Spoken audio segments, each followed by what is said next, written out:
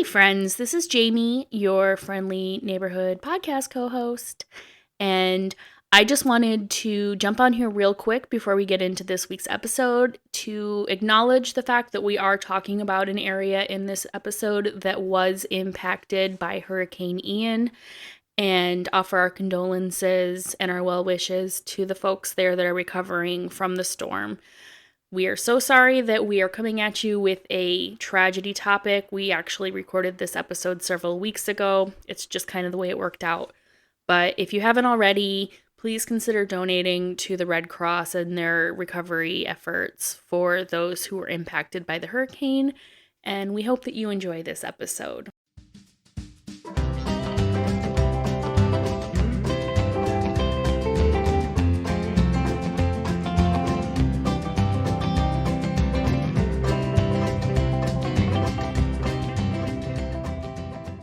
You are listening to the Wandering Chronicles podcast. I'm Ashley.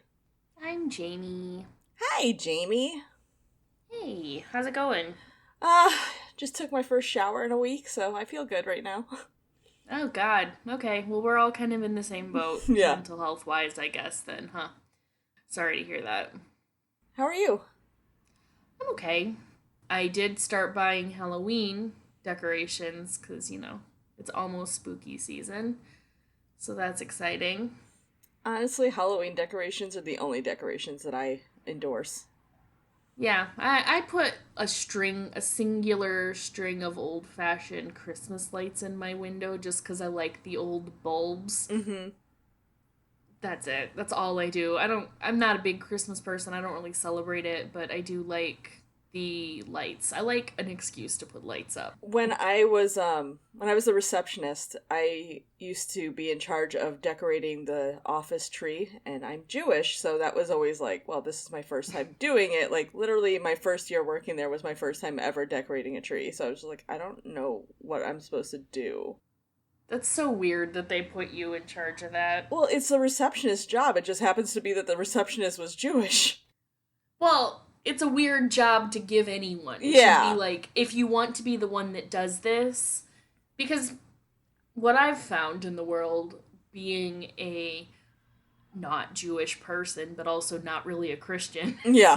Just kind of noticing, is there's usually someone in the crowd that, like, is pumped about it and wants to be the one to do it, so you don't have to make it someone's job. You can just let that person do it. I don't know that there's anybody in my office who would be super pumped. There were people who would come down and help a little bit here and there, and I used to make the tallest guy in the office hang the star up there, because I'm not getting up on a ladder to do that. But I have like a severe fear of heights, and like getting up on doing anything like that, I'm gonna have a panic attack.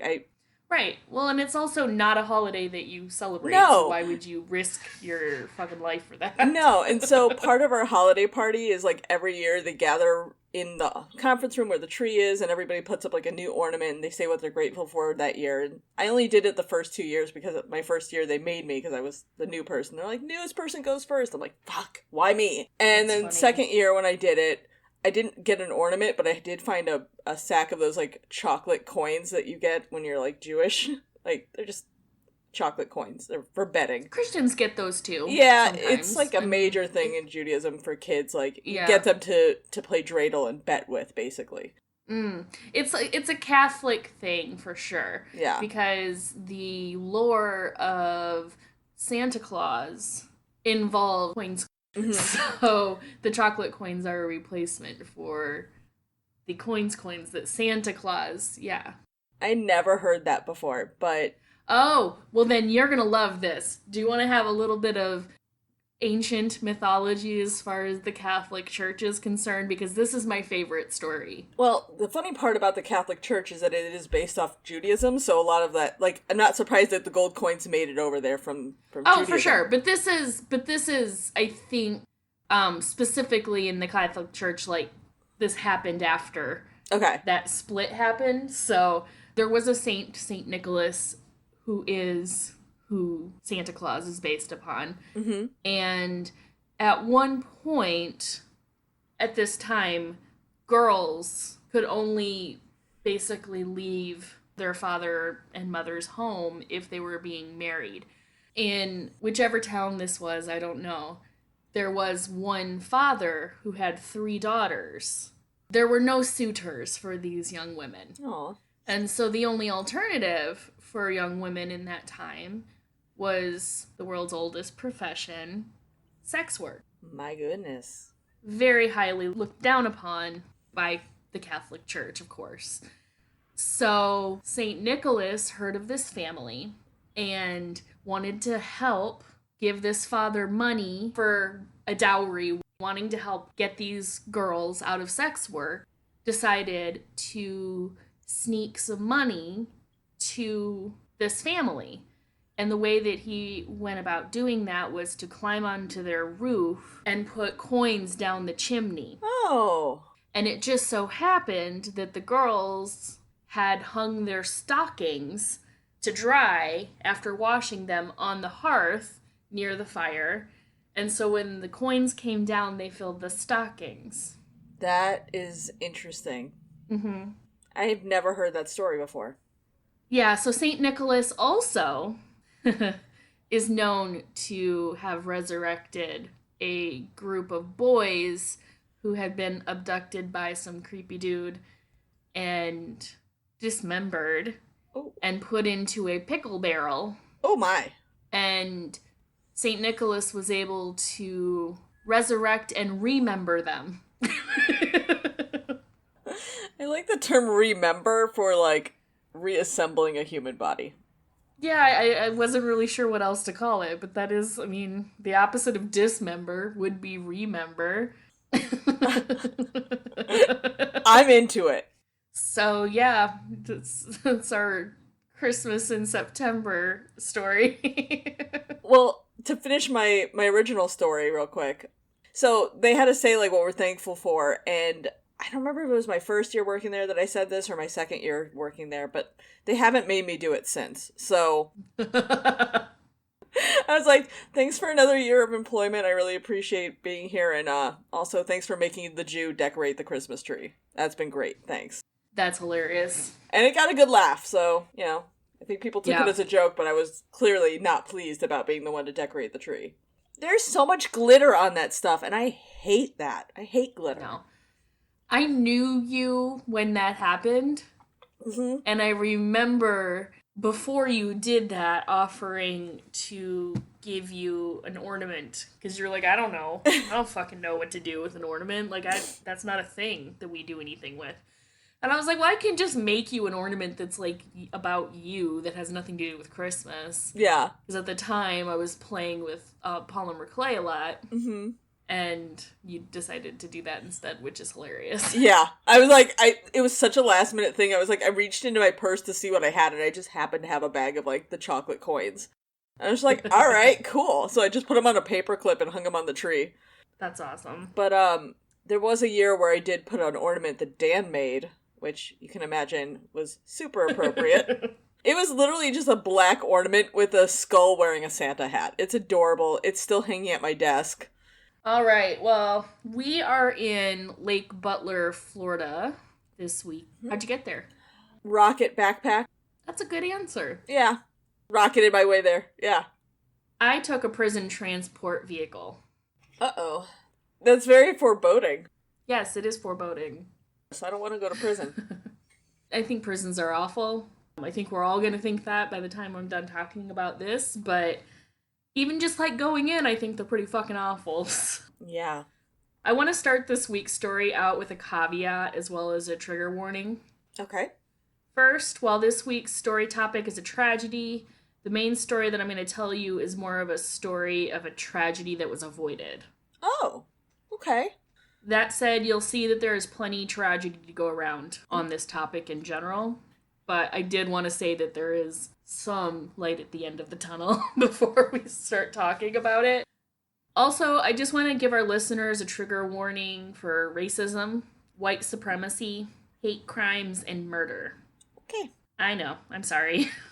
We've been warned. Yeah, it's a bit of a tough one this week, but it's an important topic. I'd be surprised if there wasn't a trigger warning when we have a tragedy story. Fair, but this is extreme compared to some of the other stories we've done, I will say.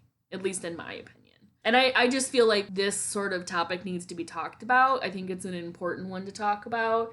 And we have an opportunity to shed some light on some things. So let's just do it. I agree. Let's do it. But before we talk about all of that, let me tell you a little bit about Lake Butler, Florida. Okay.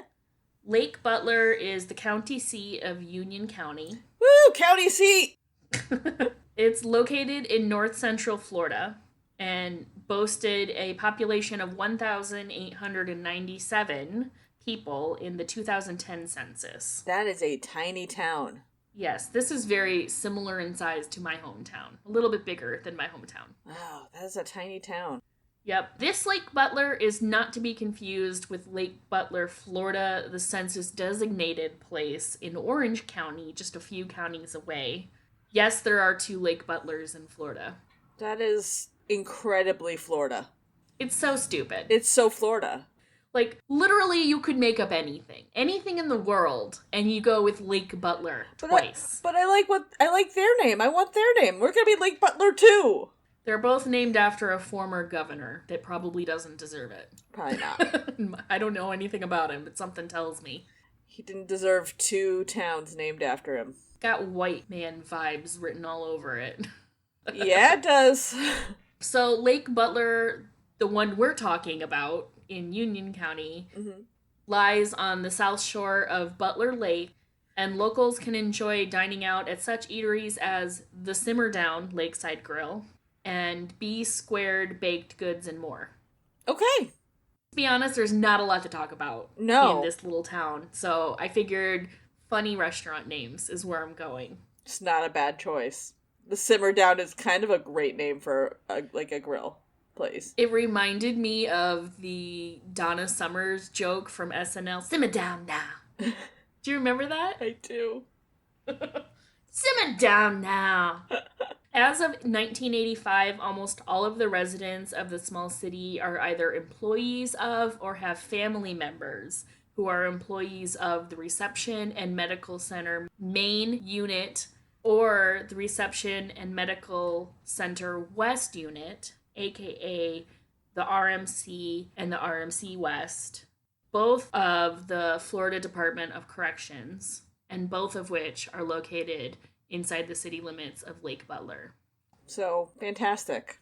2 prisons. Yay! You must have a lot of people to lock up in Florida. The RMC West houses 1,148 convicted male adults. Okay. And the RMC houses 1,503 convicted male adults. Okay.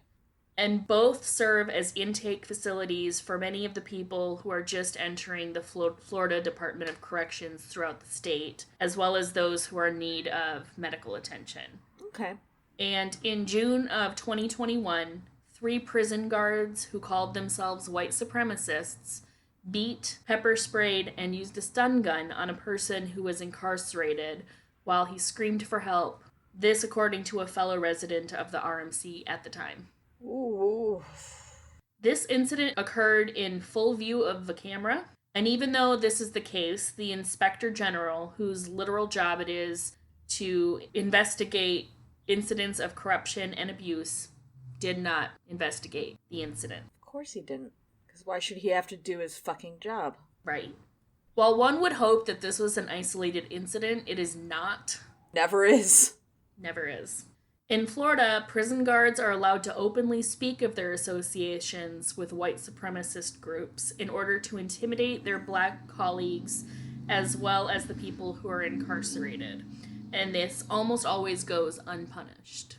Corrections officials receive reports about guards' memberships in the KKK and other white supremacist gangs, but very few cases are thoroughly investigated by state prison inspectors, often due to fellow officers downplaying the involvement of their colleagues, because one thing we know about law enforcement officials is that they often stick together even through truly horrific shit.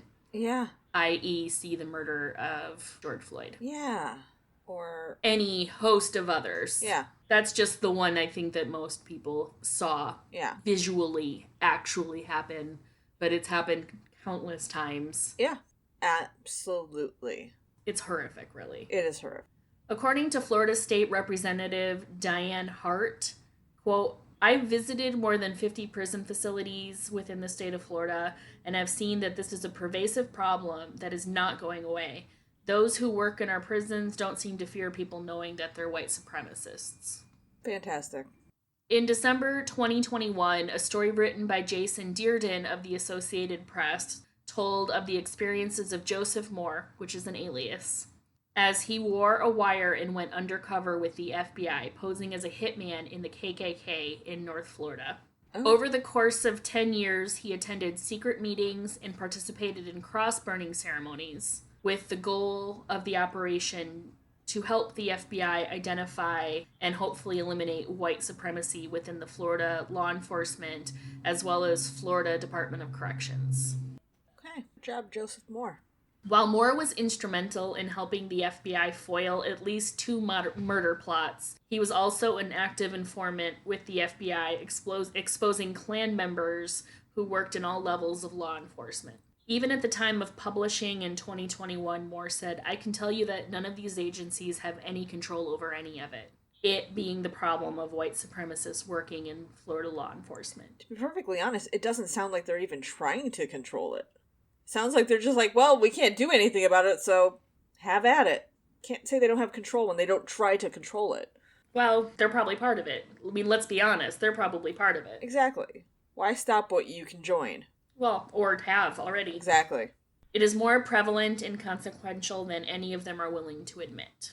Moore reported that he met dozens of KKK members who had connections with police departments and the Department of Corrections, as well as parole and probation officers.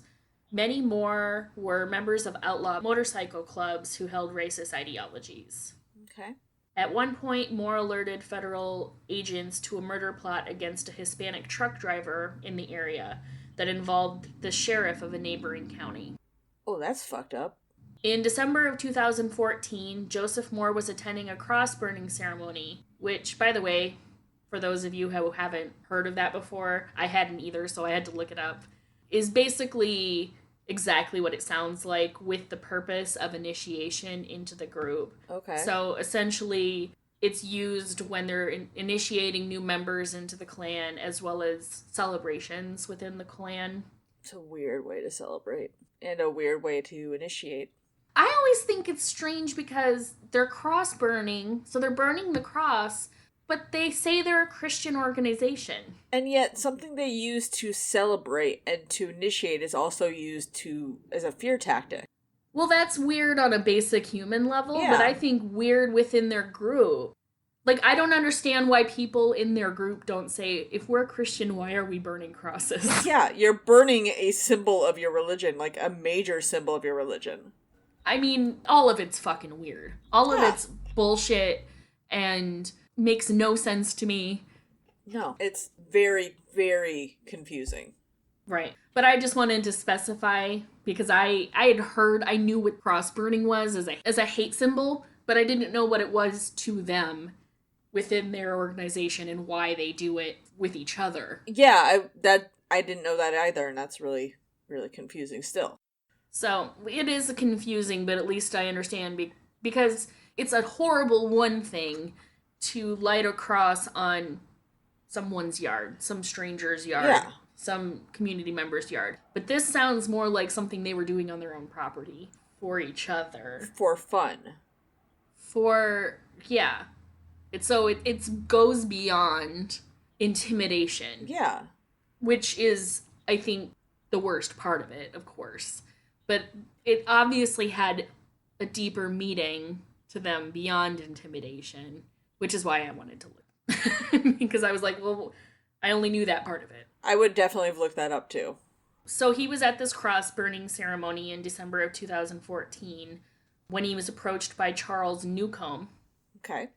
Charles Newcomb was the exalted Cyclops of the Florida chapter of the national group called the Traditionalist American Knights of the KKK. He's got a bad case of pancake face. I want to talk about why all of these racist-ass groups have such fucking stupid names for their officers. Yeah, seriously. The Exalted Cyclops, the Imperial Wizard, they call their members ghouls. It's beyond reason. Like, that's just, like, a dumb thing to do. It's like, they started this group as a joke, and they're like, oh yeah, I'll be the Grand Wizard. You can be the Exalted Cyclops. Oh, and everybody else are goons, or ghouls, or whatever. Yeah, I don't know. It's stupid. And then, like, it turned into a serious thing, and now they're stuck with Imperial Wizard. But I don't think they're stuck with it. But I don't think it's something that they view as a, oh my god, we're stuck with this dumb name. Yeah. They embrace it, and this is something I wanted to talk about that's not part of our story. Okay. But I think it's an interesting topic, and I've been interested in it for a long time. And it's what I like to call the nerd to white supremacist pipeline. Okay. Because when I think of wizards and ghouls and cyclops, I think of nerds. Yeah. I think of nerddom. I think of board game or tabletop gaming. I think of nerdy movies. Dungeons and Dragons, like... Exactly. So I just think it's an interesting topic that I want to mention. It's like a Venn diagram. Like, where do nerds and white supremacists overlap? Wizards. And the middle is called incels. Yeah, basically. Because that's the group. I can't say that this is for sure the case, but this is something that I strongly think is the case. So we'll put it out there like that. Okay. I feel like incels are the nerds that have and are leaving nerddom to join white supremacy or incorporating white supremacy into what they already have going on. Yeah. But because if you look at like incel culture, they do overlap. The dog whistles for far right, alt right, white supremacy, it is bonkers. Yeah. Oh, absolutely. It's definitely a Venn diagram where those two cultures meet. You're right, is incels. And I honestly feel like people don't talk about that enough. So it's interesting to point out. Not that I'm not saying that all nerds are white supremacists. I know that's not true because I'm a nerd. No, it's not true because there's still that whole section of the Venn diagram where they don't interact with the other section. It's just that cross section where, like, it can lead to that. And I feel like the cross section has grown since Trump. And I'll say, like, at the time that Trump won, I was going to a board gaming group, all dudes. So I was the only woman. I was never, like, part of the group that they talked to about things, but I kind of witnessed things from the outside because they just didn't trust me. But when Trump won, I clearly wasn't happy. I never really hid that I wasn't happy, but I just don't think I had an opportunity or a reason to talk about politics with these dudes. Because I just met with them once a week, and they weren't, like, my friends that I talked to the rest of the time. It was literally just a way for me to get out of the house and meet some people. And I stopped going when Trump won because they came to the group and they were like, thank God.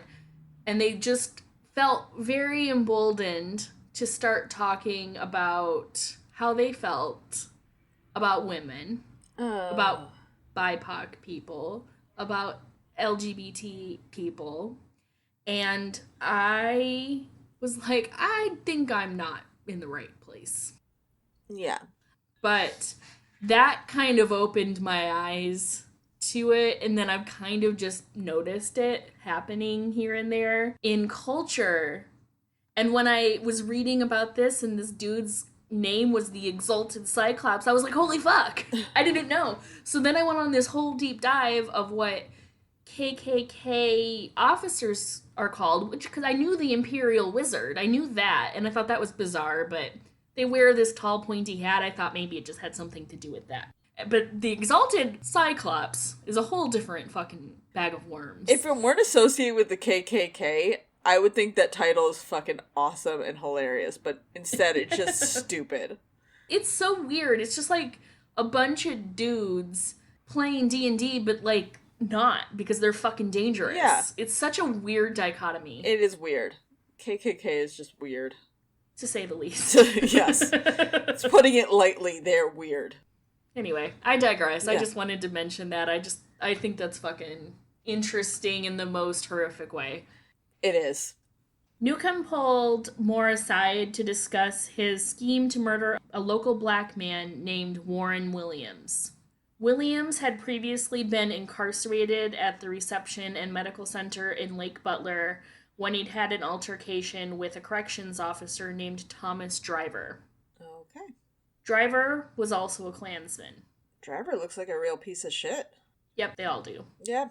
Driver, a corrections sergeant named David Moran, who was also a Klan member, and Newcomb all wanted Williams dead, and they wanted Moore's help to accomplish that goal. Okay. In subsequent weeks and months, Moore was able to capture audio recordings of the three men discussing the murder plot. These recordings would later lead to their convictions. Fantastic. Moore said, and this wasn't the only person. There were other people in the community that they also wanted to target, but this was the one we could build a case upon. Oh, wow. At least they're locked up. The plan that the FBI made to catch the three Klansmen and to save Williams was kind of brilliant, in my opinion. Okay. First, Williams received a phone call from someone in the FBI posing as his parole agent and asking him to come for an impromptu meeting.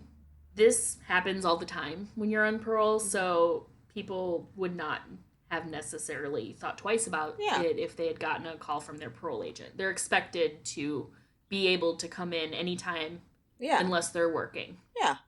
So, didn't ask any questions when this happened. Okay. But when he showed up, he was met with federal domestic terrorism investigators who told him that he was in danger and they wanted to put him into protective custody. Okay. But first, they had a plan to really seal the legal case against the Klansmen. What they did is they took him to his house and they tore his shirt to make it look like he had been shot. Okay. And then they dumped water on his pants to make it look like he had released his bladder, because that happens when you're murdered or when you die of anything. Your bowels or your bladder release, yes. You just release all your waste. And then they posed him in such a way where he looked dead and took pictures of the body. And then they forwarded those pictures to Moore so that Moore could use them as proof of death for the Klansmen. I like this so far. When shown the photos, Newcomb and Moran responded gleefully, with Moran even laughing that his intended victim had wet himself. Oh my god. Well, that's a good way to get them to show their real feelings, is by doing something like that, showing a humiliating act in death. So. I feel like Driver's response was worse. Oh no. It was chilling. Oh no. When shown the photo, he just said, "That works," and shrugged. Oh, that's so cold. All three men were later convicted of conspiracy to commit murder, with Moran and Newcomb receiving 12 years. That's it? Yes. Feels like it should be longer. And Driver pleading guilty and receiving a reduced sentence of 4 years. That's fucked up. Driver is now free. Fuck you, Driver. And that literally disgusts me. Yeah, they should all still be in prison for a long time. With all the people that they had abused over the years. Let's just be honest. Yeah. Oh, God. Can't believe Driver is out. Ew. In the aftermath of these convictions, Moore reported that these and other Klansmen had been openly and actively recruiting other Klansmen to apply for jobs at the reception and medical centers. However, this claim has been denied by the Florida Department of Corrections, who called the murder plot of Warren Williams a, quote, isolated incident. At the time of the trial, Moore's undercover work had earned him the title of Grand Nighthawk within his local chapter of the KKK. I can't with these titles. Night with a K. Oh God, that's somehow worse! I know. I mean, I guess it makes sense because they put K's in front of everything with the KKK. But Jesus fucking Christ. They're like the Kardashians of hate crimes. Oh God. With all their K's. No, thank you. I can't. Nighthawk. God damn, they're so dumb. They're really very dumb. Yes. Yes, indeed. Correct. Correct. You are correct. Thankfully, though, the trial marked the end of Moore's undercover work with the FBI, And he and his family entered the witness protection program shortly after that, moving to a new area and receiving new names. Yay, more! Yes, good guy. He's a good dude. He's a really good dude. He did something really dangerous, and he earned the right to disappear and start a new life and be safe. Yep. He said in that article, though, that people have found him. Oh, no. I mean, I feel like it's hard to hide from those kinds of people. I mean, KKK is everywhere. The mob, all of those kinds of people. It's like, they know what they're fucking looking for. Yeah. And they have trackers and, you know, especially in this case where it's like, he's specifically investigating law enforcement. They have their sources. They have those sources, exactly. Yeah. And so, yeah, it's fucking scary. Oh, I hope he remains safe. He says, if you want to know why people don't trust law enforcement, maybe it's because they have a relative or a friend that they witness being targeted by extremists who happen to have a badge and a gun. Abso-fucking-lutely. Couldn't have said it better. Exactly. Even after these 3 current and former Florida prison guards were exposed as Klansmen, the Department of Corrections says it sees no reason to investigate whether other white supremacists were employed in its prisons, citing, quote, lack of investigative leads as the reason why. What the actual fuck? Why don't you just lay down and let the white supremacists walk all over you? Done. Done. Easy. Wait till you hear this part, dude. Oh. Wait till you hear this part. Oh boy. In July 2021, when Jason Deeren, the author of the Associated Press article that I was reading in regards to Moore's work within Klan, when he drove to the reception and medical center campuses in Lake Butler, Florida, he saw numerous vehicles in employee parking lots that had all kinds of decorations for white supremacy, including Confederate flags, QAnon symbols, and thin blue line decals. Dude! That's your fucking proof. That's your investigative fucking lead. Not to mention the list of names that they got. It's not even like they're trying to hide their beliefs. They are very brazenly advertising who they are to their employer, and their employer is like wearing blinders and just not seeing it. They're choosing not to see it. They could ask any of the incarcerated people within those facilities and probably get a really good list of names. Yeah. They could just go out to their parking lot and see whose car is there. Fucking bullshit, man. Really fucking bullshit. Woo! I'm worked up. I knew you would be. I'm sorry. No, it's good. I feel my blood flowing. I'm ready to go. Warren Williams and his family live to this day with uncertainty and fear that those who wish to harm them in retribution for their arrests and incarcerations of their fellow Klansmen. Oh man, they couldn't get protection either. Warren was targeted. They should have put him in witness protection as well, or at least given him some sort of protection, or moved him somewhere else, like something. Yeah, I mean, they might have moved. I don't know if they're still local, but I don't know that helps a lot if you're still living under the same names. Yeah, like give them new identities or something. Even though he was out of prison at the time that this occurred, they're still seeing him as a formerly incarcerated person and therefore probably don't see him as worthy of things. That's bullshit, because he's still a human fucking being, and he's done his time, and he is out for a reason. And his family also doesn't need to live in this kind of fear. Well, and that's the really bad part, in my opinion, is further removed from all of that is his mom. Yeah. Because all she did was happen to have a child. Yeah, she gave birth to a boy, and that boy grew up and committed a crime of some sort. Supposedly, if it's even real. He's a person of color. He could have been fucking incarcerated for anything. He could have been walking down the street at the wrong time and just be grabbed and convicted of something stupid. Right. His mother, whose name is LaTanya, told the Associated Press, quote, "My fears that maybe some of the other Klan's members could come around and try to find us and harm us." But she reported that she and her son were also happy. The FBI saved his life and prosecuted the men that wished to do him harm. Williams has filed a lawsuit against the 3 Klansmen who plotted his murder, Good. as well as the Florida Department of Corrections. Excellent. Good job. Absolutely. Nothing has come of that yet because that's pretty recent. Yeah, I mean, if it happened in 2021, the wheels of justice turned slow. Well, this attack was in 2014. Okay. But the story was written in 2021. Okay, that makes sense. Yeah, so who knows when. I'm not sure when he actually filed the lawsuit, but yeah, everything takes forever, especially after COVID. Everything's so backed up. So backed up, yeah. So, as far as that's concerned, that's where that story ends right now. So, I do want to add, while this did occur in Florida, I do want to take a minute to use this story to get on a soapbox for a second. Okay.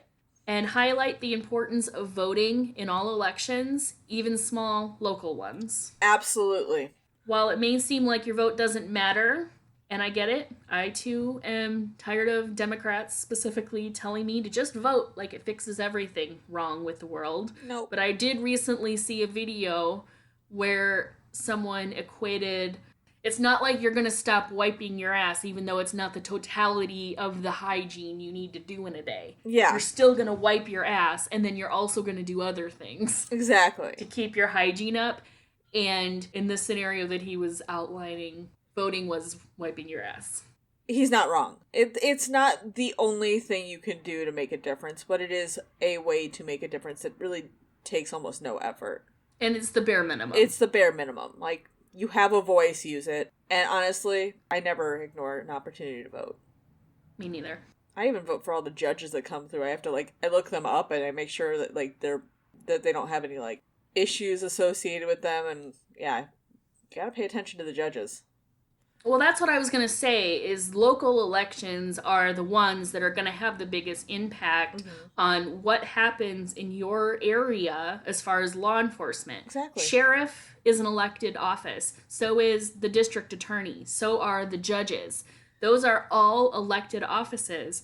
And those are the drivers of how your law enforcement agencies in your area are going to be run.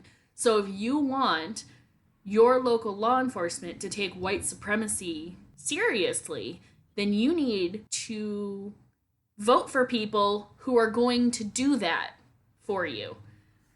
So, your vote does matter, and I am going to include in our show notes a link to usa.gov, which will help you get registered to vote, and also will help you check your registration. If it's been a while since you voted, it's always a good idea to check your registration periodically. Some states like to just purge people, and you might think you're registered and then find out you're not when you go to register. And then your vote doesn't count.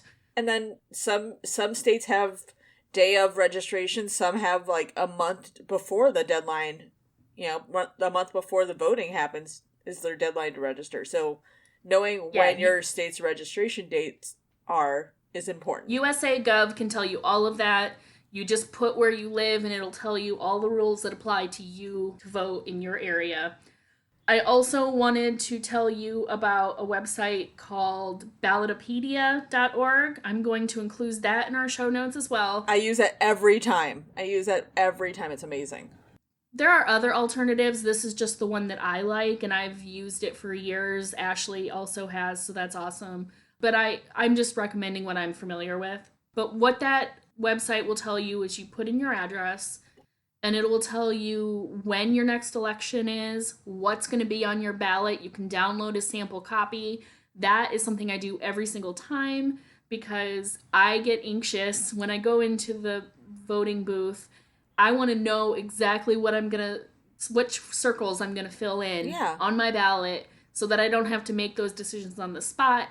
And you can research those people ahead of time, and you can find out what their affiliations are, what their voting record is, what their track record is, what kind of scandals they might have had. This is Missouri, so I'm thinking of Eric Greitens, but, those are important things that you want to find out. You can find out through that website about the judges that are up for election in your area and what law associations have approved them, which ones have found them not qualified, which is really helpful. I always look for ones that have been found qualified by the most groups, including the State Bar Association, the Chicago Bar Association for where I live, or like any ones that are approved by the Black Bar Association or other minority groups that have found this judge candidate appropriate for the position. And that is incredibly important. You want to find judges and law enforcement officials who are found to be competent or found to be appropriate for the position and have their stances listed. Right. It's so helpful. Ballotpedia has been so helpful. Yeah, so I agree with that, and I just wanted to take a second. They also list on Ballotpedia, which I think is important, is endorsements. Yes. And that's how you can find out if your candidate is endorsed by the NRA. Maybe you don't want to vote for them because that's not something you believe in. Mm-hmm. Just things like that can be harder to do in smaller elections or with more local affiliations or local seats. Yeah. Because you don't hear that everywhere. Oh. Whereas if federal elections, you're hearing for 2 years. Everything that motherfucker's doing for 2 years, you've heard on the news. And that's just not the case at the state and local level unless you're out looking for it most of the time. Exactly. So I'll get off my soapbox, but... There's nothing wrong with being an informed voter. Not at all. And I just felt like this was a good opportunity to mention that and do with that information what you want. But if you want to see change in law enforcement, the number one best way that you can do it from the outside, if you're not working in law enforcement, it's a different story if you work in it. But if you don't, vote.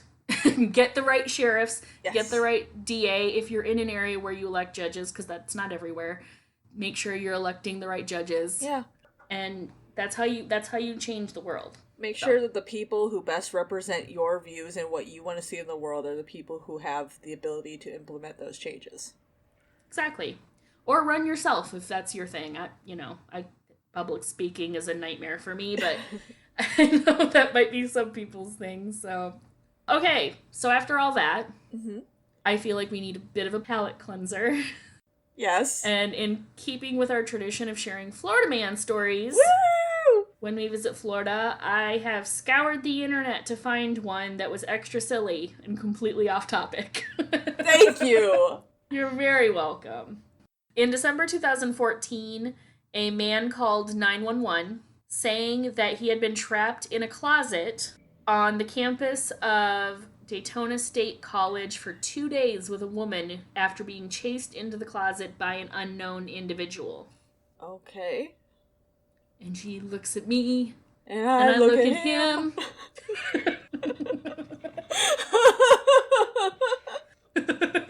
Oh, that's amazing. But when emergency services arrived to help them, they discovered that the closet was not locked. And that, in fact, the couple could have left at any time.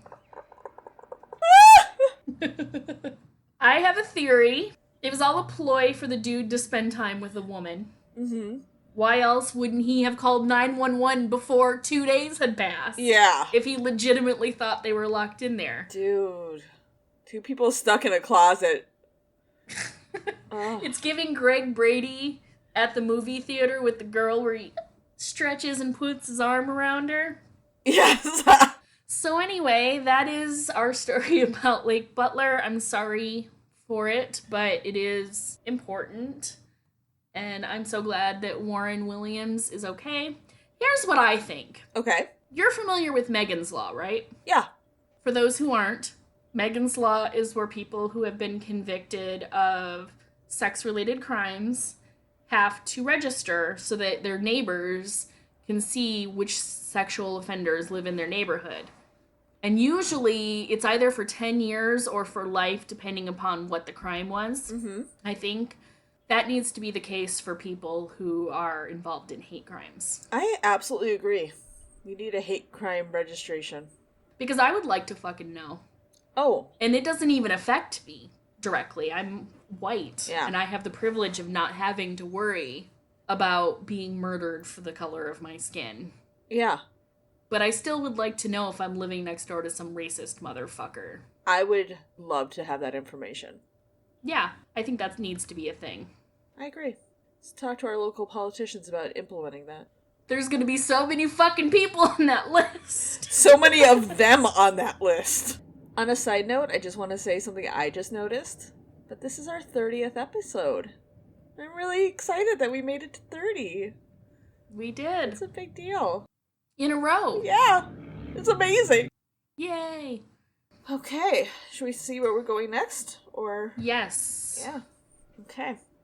All right. Where are we off to?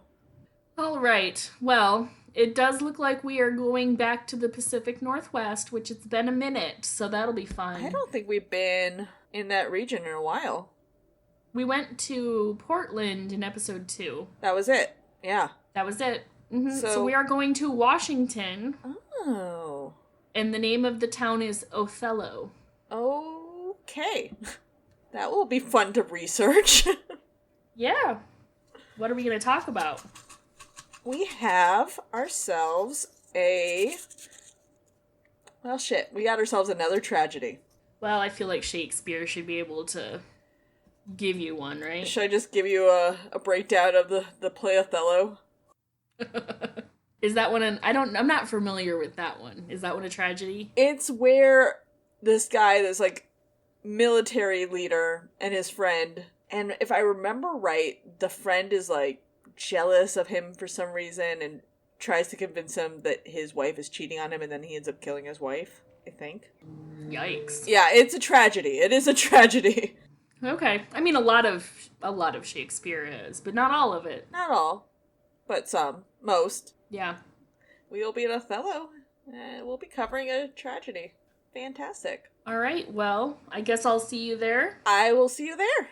All right. Well, happy wandering. Bye. Bye. Thank you for listening to the Wandering Chronicles podcast with your hosts, Ashley and Jamie.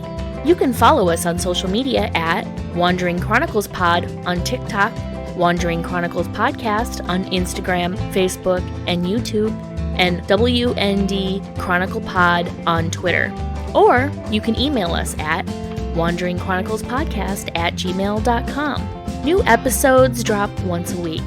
If you're liking what you're listening to, please consider leaving us a 5-star review on Apple. If you don't like what you're listening to, that's fine. Please tell everyone you know about our podcast. Your bank teller, that person at work that you're pretty sure steals your lunch out of the fridge every day, but you can't prove it, so you don't say anything. The hot dad that walks his dog by your house every day. Your cashier at the grocery store. Your children's friends' parents. I bet they listen to podcasts. Okay, thanks. Bye!